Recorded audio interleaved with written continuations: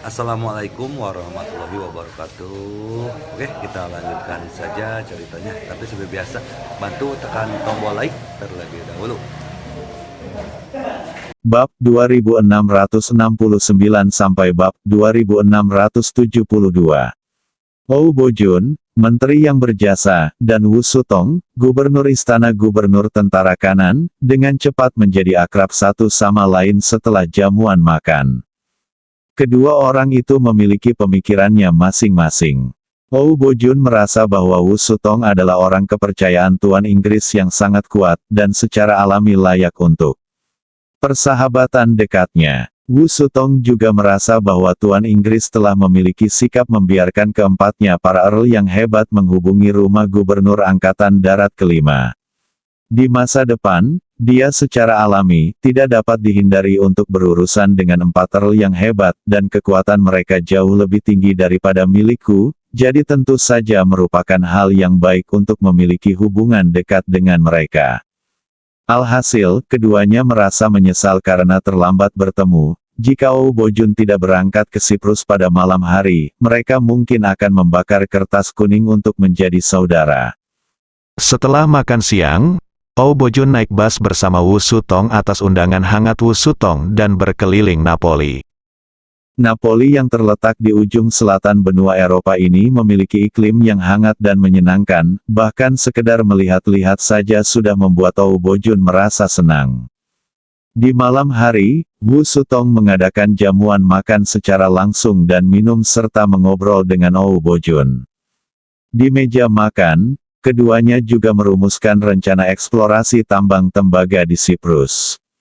Hal pertama yang perlu mereka konfirmasi adalah apakah Nizenyu, gubernur tambang tembaga, memiliki kontak rahasia dengan musuh asing.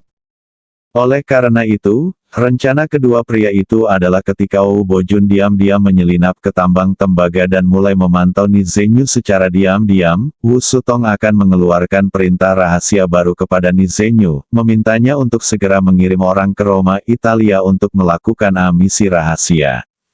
Wu Sutong juga akan mengirim ahli ke Roma terlebih dahulu, menunggu untuk secara diam-diam mengendalikan pengawal kavaleri yang datang untuk menjalankan misi untuk melihat apakah mereka akan diserang atau diam-diam berkolaborasi dengan musuh.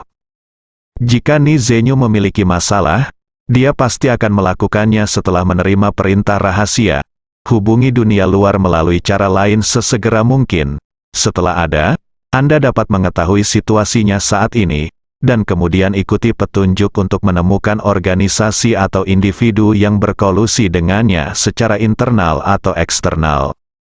Jika Nizenyu tidak memiliki masalah dan Wu Sutong tidak menemukan masalah dengan Xiao Qiwei, maka kejadian terakhir di Eropa Utara kemungkinan besar bukanlah kebocoran internal. Setelah keduanya mendiskusikan rencana dan makan enak, Wu Sutong melihat bahwa sudah hampir waktunya berangkat ke bandara. Jadi dia tersenyum dan berkata, "Paman Jiangong, saya akan mengantarmu ke bandara." Oke, Oh Bojun berdiri sambil tersenyum. Dia datang, menepuk bahu Wu Sutong, dan berkata dengan serius, "Saudara Wu, Anda dan saya sama-sama setia kepada Tuan Inggris. Di zaman kuno, kami adalah rekan kerja, tetapi di zaman modern, kita adalah rekan kerja. Mulai sekarang, kamu dan aku tidak perlu bersikap sopan. Kamu panggil aku Kakak Ou, dan aku akan memanggilmu Kakak Wu, dan mulai sekarang kita berdua akan memperlakukan satu sama lain sebagai saudara." Wu Sutong berkata dengan wajah tersanjung, "Itu benar-benar kehormatanku, saudaraku." Setelah itu, dia segera mengisi mangkuk itu lagi. Setelah 2 gelas anggur, dia menyerahkan salah satunya kepada Oh Bojun dan berkata dengan penuh semangat, "Saudaraku, biarkan kami dua saudara laki-laki minum lagi. Saya harap Anda mendapat kemenangan sebelumnya." Oh Bojun tertawa dan berkata, oke, dengan restu Anda, saudara, kali ini menuju ke Siprus, saya yakin saya akan menang. Jika saya bisa cari tahu masalahnya, kamu juga akan mendapat bagian dari pujian." Wu Sutong berkata dengan cepat, "Oh saudaraku yang baik, saudaraku, izinkan saya memberitahu Anda apa yang saya maksud. Jika ini masalahnya ketika saya benar-benar menemukan masalahnya di Siprus, Anda memecahkan masalah besar bagi saya. Jika tidak, jika saya membawa kerugian yang lebih besar kepada Tuan Inggris di masa depan, Tuan Inggris pasti tidak akan membiarkan saya pergi." Oh Bojun tampak tegas. Dia berkata, "Jangan khawatir, saudaraku, kali ini, jika ada masalah di Siprus, saya pasti akan mencari tahu masalahnya. Jika tidak ada masalah di Siprus, saya pasti akan menunjukkannya kepada Tuan Inggris dan menghilangkan masalah Anda sepenuhnya." Wu Sutong memegang anggur gelas dengan raut wajahnya. Dia berkata dengan penuh syukur, "Saudaraku, jangan katakan apa-apa lagi, semuanya ada di dalam anggur." Oh Bojun tersenyum dan berkata, "Oke, saya akan minum cangkir ini dengan saudara saya, dan kami akan melakukannya pasti menang kali ini." Jam 9 malam, sebuah jet bisnis lepas landas dari Bandara Naples menuju Bandara Internasional Larnaca di Siprus. Oh Bojun sangat santai di dalam pesawat.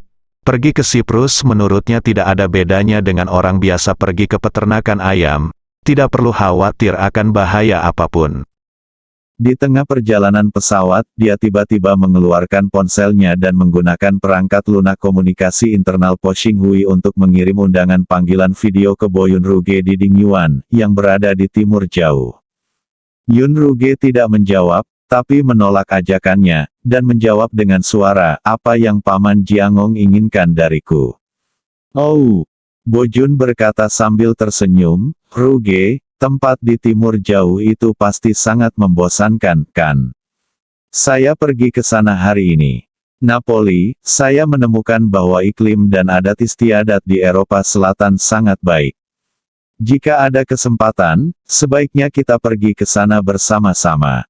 Petik 2. Yunruge berkata dengan ringan, "Lupakan saja, saya lebih suka menyendiri." Jawab Oh Bojun berkata, "Ruge, mengapa kamu selalu menolakku ribuan mil jauhnya? Kamu harus tahu ketulusanku terhadapmu setelah bertahun-tahun. Jika kamu melihat sekeliling, adakah orang di dunia ini yang lebih cocok untukmu daripada aku, Yun?"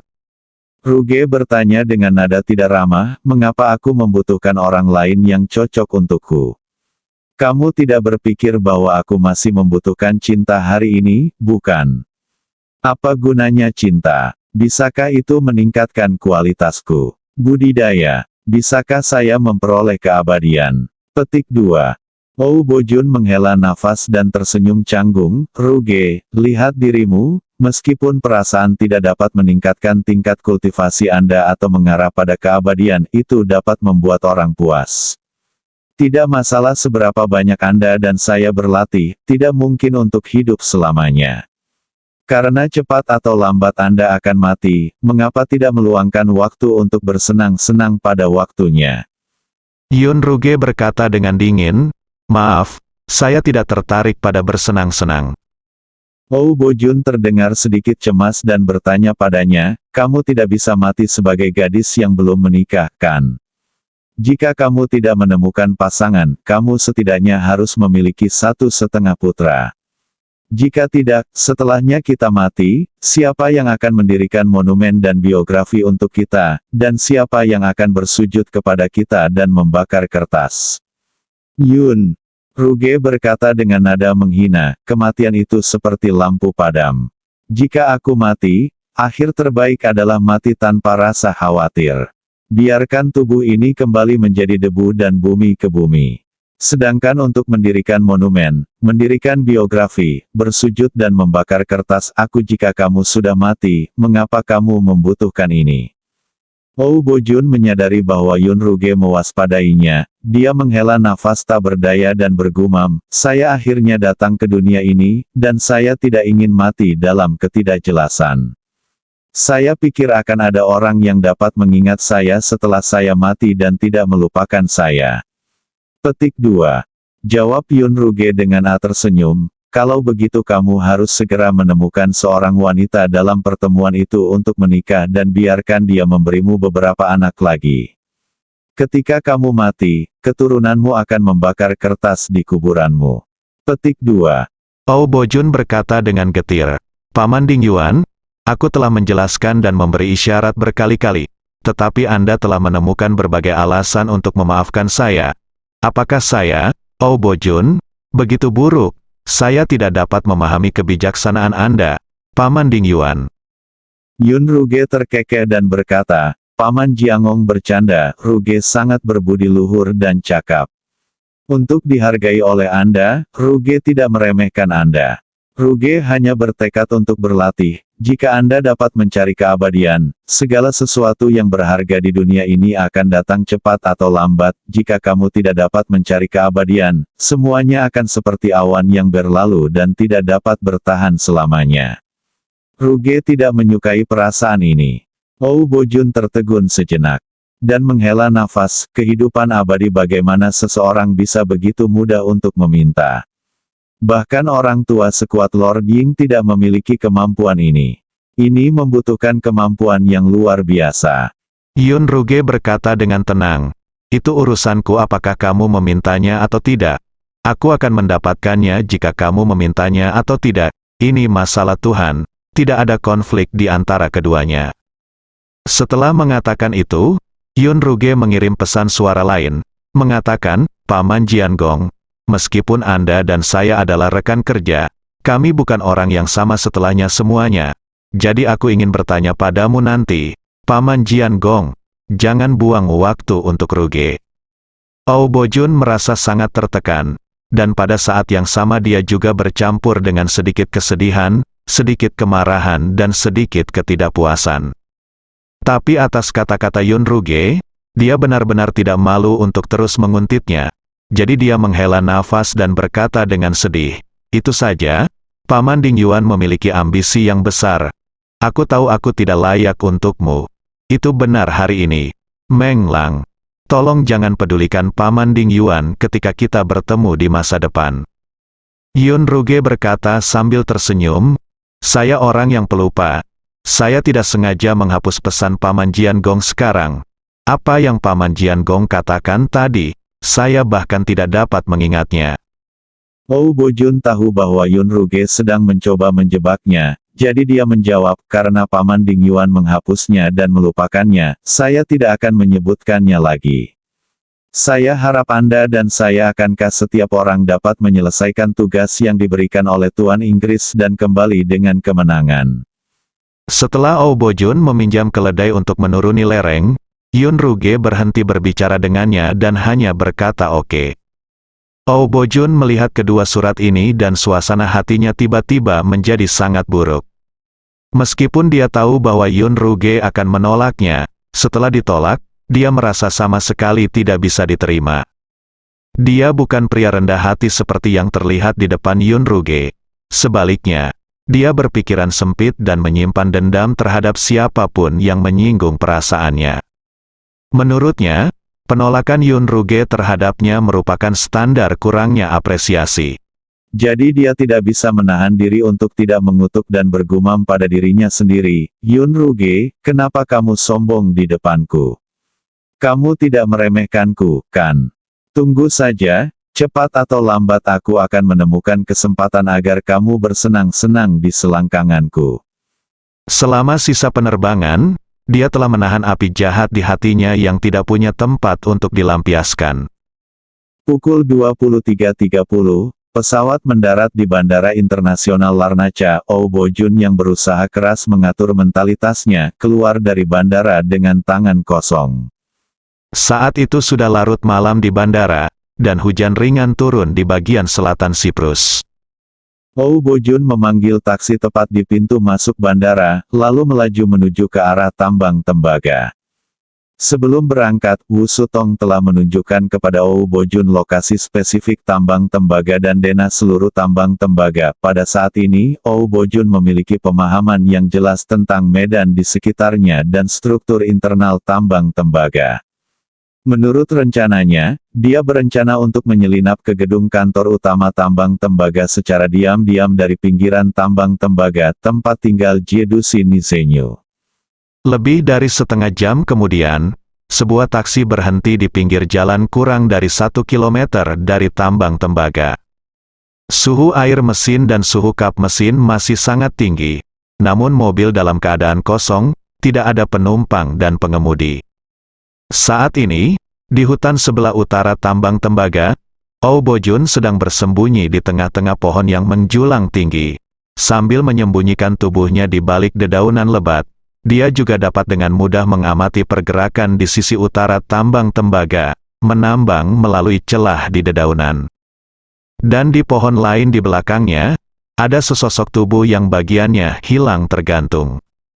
Kepala jenazah dirobek dengan kekerasan, kemudian jenazah diikat pada mata kaki dengan ikat pinggang milik almarhum dan digantung pada dahan yang tebal. Leher mayat itu masih menyemburkan darah keluar, dan darah bercampur dengan air hujan, membentuk aliran merah di tanah. Mayat ini adalah sopir taksi yang baru saja membawa Oh Bojun ke sini. Oh Bojun sebenarnya ingin membunuh seseorang di pesawat. Namun, membunuh orang di dalam pesawat bukanlah hal yang realistis. Jika awak pesawat ketakutan, hal itu bahkan dapat menyebabkan kecelakaan pesawat. Jadi, dia memasang targetnya pada supir taksi tersebut. Sopir itu berhenti di pinggir jalan ketika dia bertanya, tetapi dia tidak ingin kehilangan nyawanya karenanya Oh Bojun menyeretnya ke dalam hutan dan membunuhnya secara brutal untuk melampiaskan rasa frustrasinya. Setelah membunuh pengemudinya, Oh Bojun akhirnya tenang kembali. Dia sama sekali mengabaikan mayat berdarah di belakangnya dan memusatkan seluruh perhatiannya pada tambang tembaga tidak jauh dari situ. Sejak Oh Bojun menguasai energi spiritual, indranya juga meningkat pesat. Dia dapat mendeteksi peluit rahasia yang bertugas di tambang tembaga bahkan dari jarak beberapa ratus meter. Ada banyak penjaga tersembunyi di tambang tembaga. Tapi ini tidak mengejutkan Oh Bojun. Bagaimanapun, stasiun tentara mati semacam ini sangat penting bagi dinasti Qing. Masing-masing dibangun dengan investasi tenaga kerja dan sumber daya material yang besar.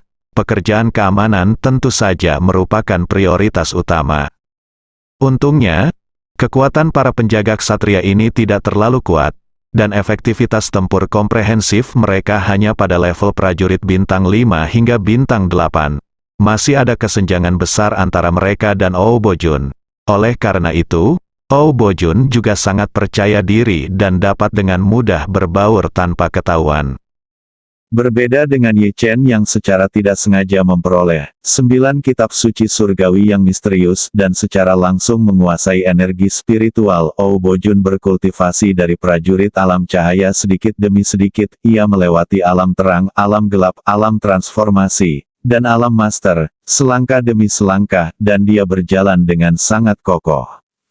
Baru setelah dia menerobos ke alam Grandmaster dia benar-benar menguasai energi spiritual. Jadi meskipun kendalinya atas energi spiritual hanyalah level awal, kemampuan dan pengalaman bertarungnya yang sebenarnya sangat kuat. Seorang seniman bela diri yang dapat menembus alam master selangkah demi selangkah jelas merupakan bakat unik dalam seni bela diri. Orang seperti ini berlatih seni bela diri sepanjang tahun, dan pengejarannya terhadap seni bela diri jauh melampaui orang biasa. Dan ini secara halus akan membuat dia sombong dan menjadi sombong bahkan buta terhadap teknologi modern.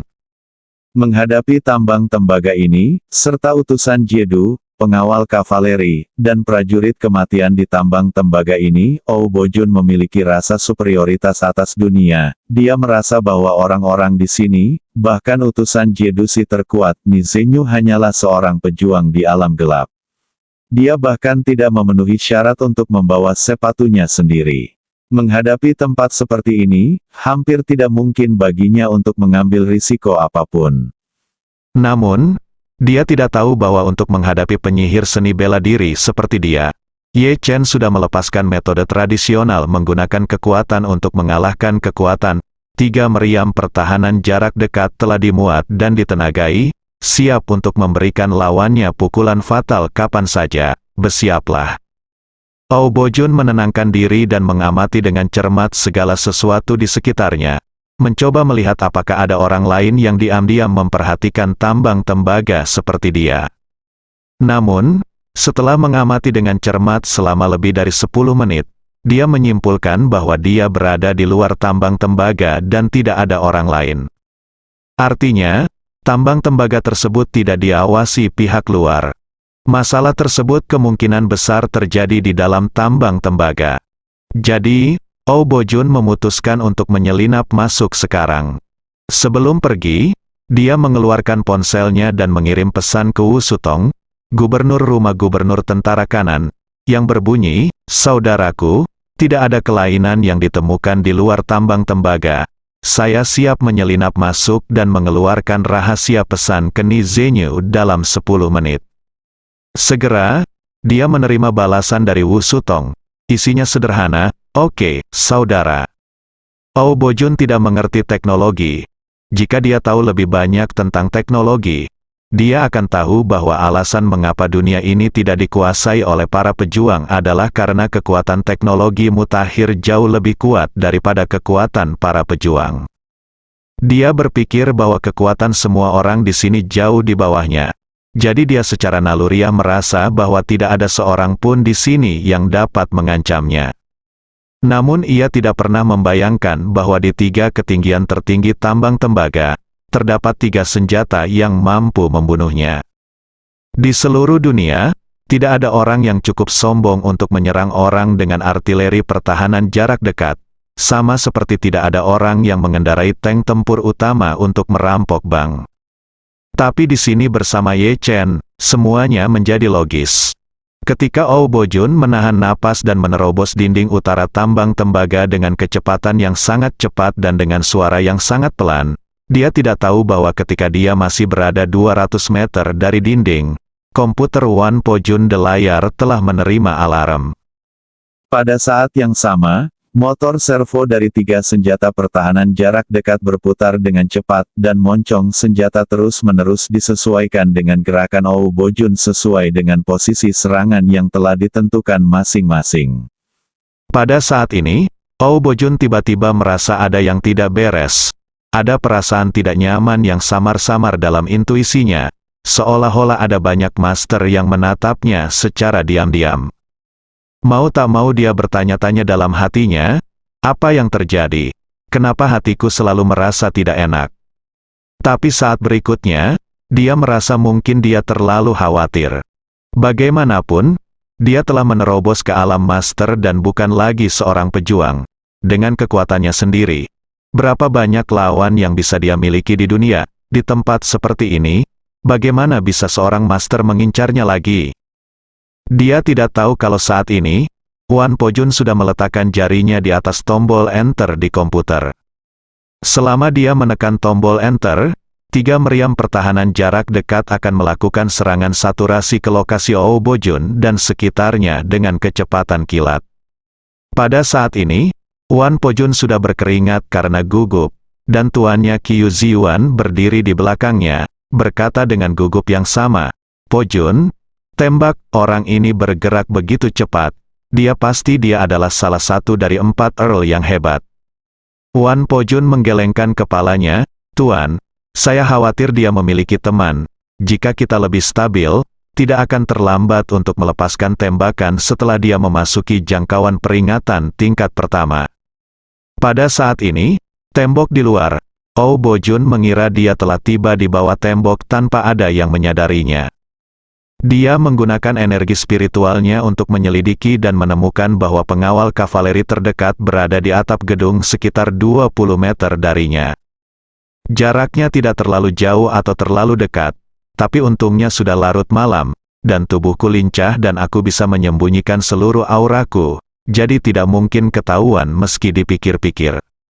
Meski penuh percaya diri, memandangi tembok tinggi, samar-samar ia masih merasa gelisah, hatinya selalu jatuh dan jatuh, bahkan ia merasa seolah-olah ada yang mengawasinya secara diam-diam. Perasaan ini sangat aneh. Sejak dia bergegas ke dalam kegelapan dengan kekuatan luar biasa di usia muda, dia tidak pernah merasa takut di dalam hatinya. Namun, di sini hari ini, hanya dalam beberapa detik, dia sudah merasakan kegelisahan dan ketakutan yang tak dapat dijelaskan 2 kali. Dia tidak mengerti dari mana kegelisahan ini berasal. Keyakinannya yang ekstrim pada kekuatannya sendiri membuatnya untuk sementara menghubungkan kegelisahan ini dengan Yunruge.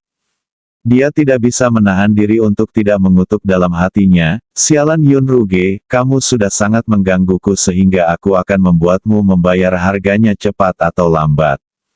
Segera, dia menggelengkan kepalanya, memusatkan perhatiannya pada yang tinggi, dinding di depannya lagi, dan berbalik dengan cekatan, dan kemudian mendarat di bagian dalam dinding.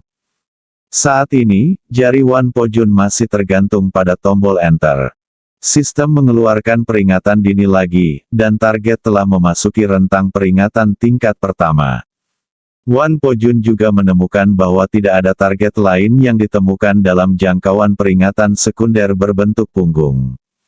Hal ini pada dasarnya menyimpulkan bahwa hanya ada satu target.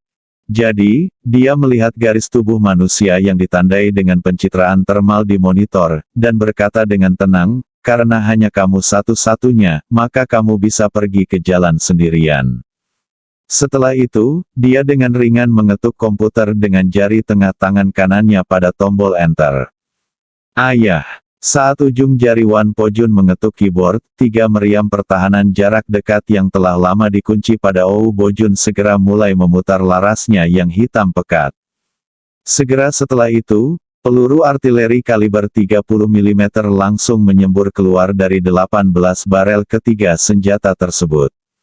Sejumlah besar hulu ledak langsung menembus rumah kaca yang disamarkan, mengikuti lintasan yang disebut ciuman kematian, dan menyemburkan api yang hampir gila-gilaan ke arah Oh Bojun. Kecepatan peluru dan bola meriam lebih cepat dari kecepatan suara, namun pada jarak dekat kecepatannya tidak terlihat jelas. Dalam keadaan normal, jika seseorang ditembak dari jarak ratusan meter pasti akan ditembak terlebih dahulu baru kemudian terdengar suara-suara. Namun, Oh Bojun telah mengamati sekelilingnya dengan cermat. Karena kecepatan cahaya jauh lebih cepat daripada kecepatan suara dan kecepatan awal bola meriam, Oh Bojun telah mengetahui bahwa bangunan itu berada sebelum dia mendengar suara atau terkena benturan oleh artileri pertahanan jarak dekat. 3 ruang kaca di atap hancur pada saat yang sama, dan api sepanjang setidaknya 1 atau 2 meter dimuntahkan dari setiap ruang kaca. Pada saat ini, dia langsung menyadari bahwa dia telah menghadapi penyergapan. Terlebih lagi, indranya yang tajam telah menyadari bahwa sejumlah besar hulu ledak yang sangat cepat dan kuat telah ditembakkan ke arahnya dari 3 ruang kaca, dan setiap hulu ledak sangat ganas.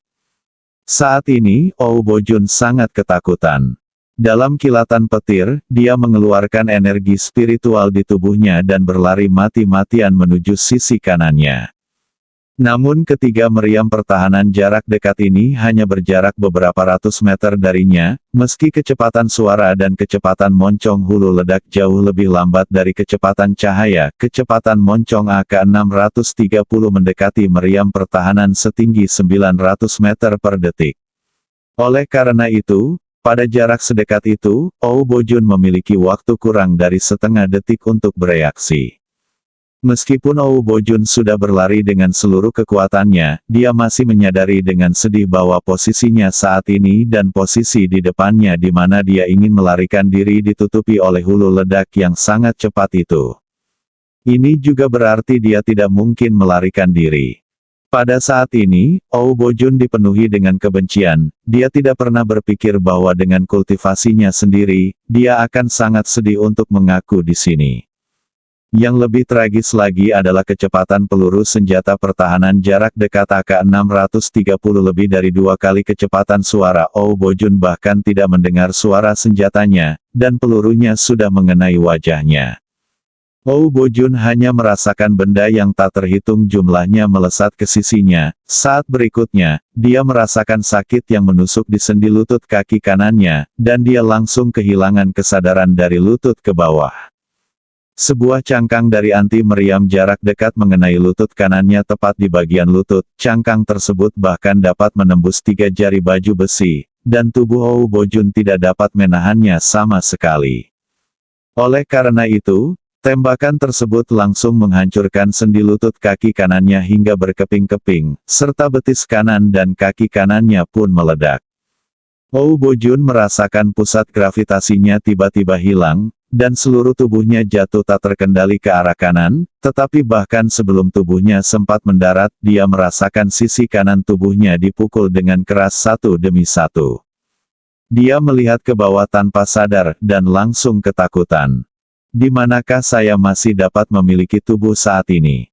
Tubuh dan seluruh tubuh bagian bawahnya hampir seluruhnya hancur menjadi sisa tulang, daging, dan darah. Lalu, dia merasakan kepalanya berputar tiba-tiba. Pada saat dia mulai berputar, dia melihat lehernya telah dipatahkan oleh bola meriam, dan kekuatan yang sangat besar membuat kepalanya melayang ke udara seperti gasing yang berputar. Yang lebih buruk lagi adalah tubuhnya telah dipukuli berkeping-keping bahkan sebelum dia sempat jatuh ke tanah. Pada saat inilah Oh Bojun menyadari bahwa setelah kepala orang tersebut dipenggal pada saat pertama, setidaknya dalam setengah detik itu, dia tidak akan kehilangan kesadaran untuk saat ini. Otaknya masih bisa berpikir, matanya masih bisa melihat, dan telinganya masih bisa mendengar gemuruh kerasnya peluru meriam. Kesadaran terakhir Oh Bojun dipenuhi dengan kemarahan dan keengganan. Dia tidak pernah menyangka bahwa dia akan berakhir dengan mayat pada akhirnya. Dibandingkan dengan sopir taksi yang baru saja dia bunuh karena marah, dia hanya kehilangan kepalanya, sementara kepalanya mungkin hilang. Tidak ada cara untuk menyelamatkannya. Sebelum kepala pemintal itu menyentuh tanah, bola meriam masih melesat dengan intensif, menghancurkan dinding seberangnya menjadi bubuk satu demi satu. Untungnya di antara musibah tersebut, meski tubuh Oh Bojun telah berubah menjadi daging, namun kepalanya mampu dengan cerdik menghindari rentetan serangan intensif tersebut karena targetnya jauh lebih kecil dan masih berputar. Walaupun balistik berbentuk kacamata yang dibuat oleh ahli senjata di Wanlongdian sangat kuat, namun tetap harus mengutamakan jangkauan yang lebih luas, sehingga kepadatan balistik tidak cukup untuk menyusut hingga seukuran kepala. Justru karena itulah kepala Oh Bojun untuk sementara dipertahankan. Namun, ketika hulu ledak panas itu menghancurkan tubuh Oh Bojun, ia membakar jaringan tubuh dengan sangat panas sehingga seluruh udara dipenuhi dengan bau barbeque. Faktor penciuman memenuhi udara. Meski Oh Bojun sudah tidak bisa bernapas lagi, namun kepala yang berputar tetap membawa bau tersebut ke dalam rongga hidung, membuat Oh Bojun malah secara pasif mencium bau aneh tersebut. Namun, dia tidak bisa lagi mempedulikan hal ini. Kesadarannya yang tersisa menyadari bahwa kepalanya akan jatuh ke tanah. Pada saat ini, dia merasa sedikit beruntung, merasa bahwa dia masih memiliki kepala yang utuh. Tapi saat kepalanya hendak menyentuh tanah, peluru anti meriam jarak dekat menembus langsung dari rongga mata kiri Oh Bojun. Saat bola meriam menembus matanya, pikiran Oh Bojun terdiam. Kesadaran terakhirnya adalah bahwa dia benar-benar mengikuti kata-kata Yun Ruge kali ini, dan debu akan kembali menjadi debu. Kemudian, bola meriam itu meledak, hancurkan kepalanya berkeping-keping. Dan kesadaran terakhir Oh Bojun juga musnah pada saat ini. Oh Bojun yang penuh percaya diri tidak pernah menyangka akan ada seseorang di sini yang bisa mengancam keselamatannya, apalagi dia akan mati di sini tanpa tempat pemakaman. Wan Pojun dan Qiu Ziyuan sama-sama menyaksikan proses Oh Bojun diledakkan menjadi bubur melalui monitor. Meski mereka sudah menduga hasil ini, mereka berdua terkejut sekaligus ketakutan saat ini. Melalui sosok Oh Bojun yang bergerak cepat, mereka dapat melihat bahwa kekuatan Oh Bojun jauh lebih unggul dari mereka berdua. Kecepatan reaksi yang aneh dan hampir tidak normal itu bukanlah sesuatu yang bisa dimiliki manusia. Tapi jadi apa? Meskipun kecepatan Oh Baijun lebih cepat dari orang biasa, dia masih tidak memiliki kesempatan untuk melarikan diri atau melawan di hadapan peluru pertahanan jarak dekat yang padat. Seorang ahli top akan musnah dalam sekejap. Jika senjata ini digunakan pada mereka berdua, mereka bahkan tidak memiliki kesempatan untuk bereaksi. Pada saat ini, motor senjata pertahanan jarak dekat telah berhenti bekerja. karena sistem menetapkan bahwa target yang dibidiknya sudah mati total. Seluruh proses sebenarnya hanya berlangsung sekitar 2 detik. Dalam 2 detik ini, 3 senjata pertahanan jarak dekat menembakkan lebih dari 300 peluru. Di antara mereka, kurang dari 1/10 yang benar-benar mengenai Oh Bojun. Sementara Wan Pojun merasa ngeri. Dia juga menyadari bahwa mulai sekarang, rencana Ye Chen untuk menggulingkan sarangnya akan dimulai.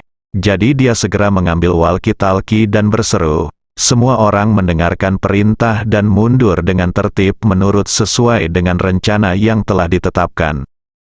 Wan Pojun memberi perintah, dan pangkalan dari 3 meriam pertahanan jarak dekat tiba-tiba mengeluarkan serangkaian ledakan. Meriam pertahanan jarak dekat yang semula terpasang kuat di pangkalan beton langsung terputus.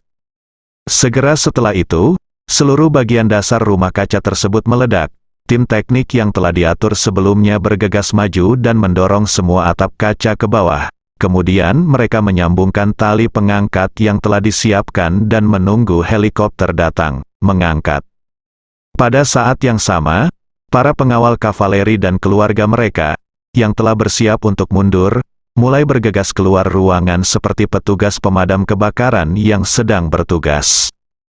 Barang bawaan mereka sedikit karena tidak banyak barang pribadi di sini. Para prajurit yang tewas dan keluarga mereka telah dipindahkan ke kapal beberapa hari yang lalu. Jadi selama retret, selama semua orang di darat dievakuasi, tempat itu bisa hancur menjadi reruntuhan. Di ruang terbuka tempat jenazah Oh Bojun dipecah menjadi ribuan keping.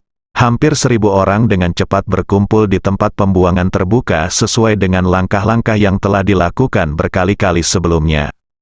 Semua kendaraan yang khusus digunakan untuk mengangkut biji di tambang tembaga juga dihidupkan. Setiap kendaraan memiliki posisi parkir tersendiri. Ketika kendaraan berhenti, sekelompok orang yang menunggu di sebelahnya segera mulai naik. Di saat yang sama, 3 helikopter menderu di langit. Sesuai permintaan Wan Pojun, mereka berdiri di atas kapal kargo di pelabuhan. Begitu meriam dibunyikan, mereka segera menyalakan mesin dan melaju dengan kecepatan tinggi.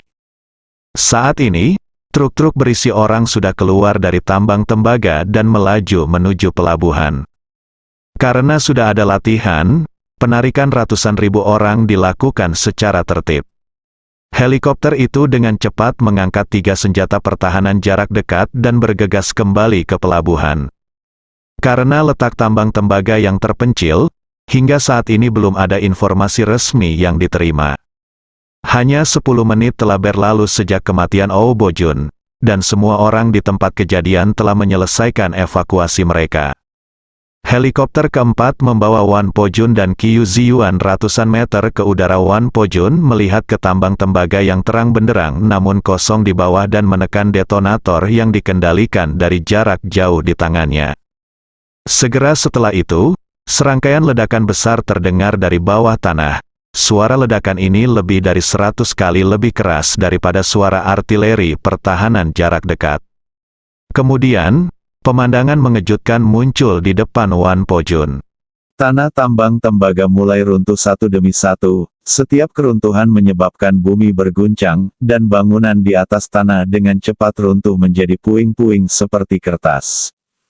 Karena modifikasi besar-besaran yang dilakukan pada bagian dalam tambang tembaga selama proses pembersihan, ruang internal menjadi sangat besar. Ketika semua ruang ini runtuh, tanah seluruh tambang tembaga dengan cepat membentuk area penurunan permukaan tanah dengan kedalaman lebih dari 10 meter. Daerah amblesan tidak ada habisnya. Itu adalah lokasi tambang tembaga di dalam tanah, dan juga terjadi keruntuhan parah ke arah memanjangnya terowongan. Tak lama kemudian, tambang tembaga itu hancur. Wan Pojun menghela nafas lega, mengeluarkan ponselnya, dan mengirim pesan kepada Ye Chen, "Tuan Ye, para penguasa masyarakat Poking telah dimusnahkan, dan rencana penggulingan telah berhasil diselesaikan." Setelah itu, dia merekam video seluruh proses yang direkam oleh peralatan pengawasan mereka. Juga mengirimkannya ke Ye Chen bersama-sama. Saat ini masih pagi di Jinling. Ye Chen baru saja bangun dari tempat tidur, dan Xiao Churan masih tidur nyenyak di sampingnya. Dia mengangkat teleponnya dan menerima pesan serta video Wan Po-jun. Dia sangat gembira dan melangkah ke teras sebelum mengklik video tersebut. Adegan ini adalah pemantauan penuh sistem pertahanan Istana Wanlong. Mereka telah melacak dan memfilmkan Oh Bo-jun sejak ditemukan. Jadi apa yang Ye Chen lihat hampir keseluruhan proses dari kemunculan Oh Bo-jun hingga pembunuhannya. Meskipun Ye Chen tidak dapat mengetahui tingkat kultivasi Oh Bo-jun dari video tersebut, dia, seperti Wan Po-jun, dapat mengetahui dari keahlian Oh Bo-jun ketika menyelinap ke tambang tembaga dan tindakannya dalam mencoba menghindari bola meriam bahwa orang ini cukup kuat. Mengesampingkan apakah dia telah menguasai energi spiritual, Wan Po-jun sama sekali bukan tandingannya dalam hal kecepatan dan daya ledaknya. Jika Wan Po-jun melakukan kontak langsung dengannya, dia mungkin terbunuh dalam satu gerakan bahkan sebelum dia pulih.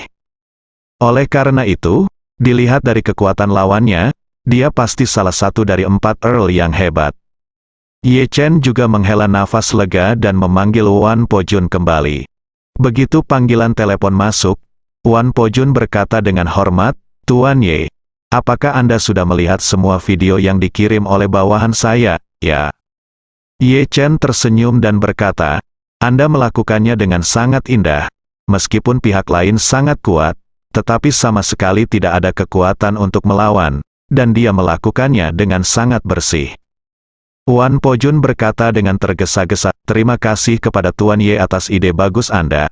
Jika tidak, Anda akan membuat bawahan Anda berpikir keras, dan mereka tidak akan berpikir untuk menggunakan anti meriam jarak dekat, datang dan hadapi Master Super Po King Hui." Wan Po-jun tidak menyanjung, tapi dia mengagumi pandangan ke depan Ye Chen dari lubuk hatinya. Di masa lalu, Wan Longdian telah menjalankan misi di seluruh dunia, dan telah melihat banyak pedang, gunung, dan lautan api. Wan Po-jun merasa bahwa dia tidak hanya kuat secara pribadi, tetapi dia juga memiliki tingkat komando yang tinggi, medan perang. Namun, selama ini Wan Longdian tidak pernah terpikir untuk menggunakan senjata ampuh seperti meriam pertahanan jarak dekat. Namun, ketakutan Ye Chen akan kurangnya daya tembak memunculkan master penggiling daging yang kejam ini, yang memang merupakan ide jenius. Ye Chen tidak berpuas diri dengan kilasan inspirasinya yang tiba-tiba. Sebaliknya, ia juga memiliki bayangan besar di hatinya karena menyaksikan video Oh Bo-jun menjadi abu. Dia merasa kekuatannya mungkin tidak lebih kuat dari Oh Bo-jun. Oleh karena itu, Oh Bo-jun tidak dapat lepas dari cengkeraman 3 senjata pertahanan jarak dekat, dan dia juga tidak memiliki peluang. Artinya, dunia ini masih penuh bahaya. Di antaranya, bahaya terbesar adalah kesombongan. Oh Bo-jun terlalu sombong, jadi dia tidak mengamati pemandangan itu dengan cermat. Jika dia cukup berhati-hati dan diam-diam mengamati tambang tembaga dari jarak beberapa ratus meter selama beberapa hari, mungkin tidak sulit untuk menemukan sesuatu yang aneh. Terutama 3 senjata pertahanan jarak dekat yang disembunyikan di ruang kaca di atap. Jika dia memperhatikan ruang kaca dan curiga terhadap ruang kaca, dia tidak akan masuk begitu saja untuk mati. Faktanya, dari sudut pandang Ye Chen, jika dia berada di Siprus malam ini, dan jika dia ceroboh seperti Oh Bo-jun, dia pasti akan mati. Namun selama Anda cukup berhati-hati dan tidak memberikan kesempatan pada ketiga meriam pertahanan jarak dekat untuk mengunci Anda, tidak akan mudah bagi ketiga meriam pertahanan jarak dekat ini untuk melukai Anda. Ye Chen merasa sebenarnya dia punya banyak cara untuk menghilangkan ancaman dari 3 senjata pertahanan jarak dekat. Salah satunya adalah dengan menggunakan perintah guntur, dan yang kedua adalah dengan menggunakan pedang penusuk jiwa. Meskipun guntur yang disebabkan oleh perintah guntur tidak dapat menghancurkan meriam pertahanan jarak dekat yang terbuat dari baja, setidaknya hal itu dapat sepenuhnya menghancurkan sistem sirkuit meriam pertahanan jarak dekat. Jika meriam pertahanan jarak dekat kehilangan kekuatan, itu setara dengan hingga aki kendaraan listrik yang dicuri. Turret besar dan laras tebal tidak bisa bergerak sama sekali, apalagi mengunci sasaran. Kekuatan pedang penusuk jiwa bahkan lebih sombong lagi, bisa memotong besi seperti tanah liat, jika digunakan untuk memanggil anti-meriam jarak dekat, bisa memotong anti-meriam jarak dekat menjadi 2 dengan 1 pukulan. Kedua metode ini dapat sepenuhnya menghilangkan ancaman artileri pertahanan jarak dekat. Namun kunci dari masalahnya adalah Anda harus berhati-hati dan cukup berhati-hati untuk mendeteksi pihak lain sebelum mereka mengunci Anda. Oleh karena itu, saat ini, Ye Chen juga berkata dalam hatinya bahwa dia harus berhati-hati dan berhati-hati saat bertindak di masa depan. Jadi, Ye Chen berkata kepada Wan Pojun, "Pojun, mulai sekarang, kamu harus benar-benar berhati-hati saat bertindak dengan tentara Istana Wanlong. Dan jangan pernah meninggalkan peluang untuk musuh." Wan Pojun segera berkata, "Kamu jangan khawatir, Tuan. Bawahan saya secara pribadi telah mengalami Gunung Yeling dan Siprus 2 kali. Dan saya tidak akan berani mengandalkan Anda lagi kapanpun di masa depan." Ye Chen bersenandung dan memperingatkan, "Kita harus menghancurkan semua petunjuk. Selain itu, semua Xiaoqi setelah anggota penjaga mengungsi. Biarkan mereka mengapung di laut dulu. Dan jangan berlabuh dalam 6 bulan ke depan. Saya ingin petunjuknya terputus sepenuhnya di laut bersambung."